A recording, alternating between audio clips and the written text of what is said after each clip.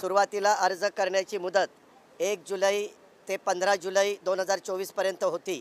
तर सदर मुदत 1 जुलै ते 31 ऑगस्टपर्यंत अधिवास प्रमाणपत्र उपलब्ध नसेल, त्याऐवजी 15 वर्षापूर्वीचं तिचं रेशन कार्ड असेल किंवा मतदार ओळखपत्र असेल किंवा शाळा सोडल्याचा तिच्याकडं प्रमाणपत्र असेल किंवा जन्म झाल्याचा दाखला असेल, यापैकी कोणतेही ओळखपत्र हे प्रमाणपत्र ग्राह्य धरण्यात येणार आहे।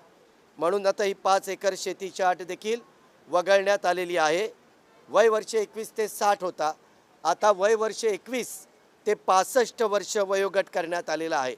2.5 लाख रुपये उत्पन्न दाखला उपलब्ध नसेल तर त्याऐवजी त्या कुटुंबाकडं पिवळं किंवा केशरी रेशन कार्ड उपलब्ध असेल तर त्यांना 2.5 लाख रुपये उत्पन्नाचा दाखला ही प्रमाणपत्रातनं सूट देण्यात आलेली आहे।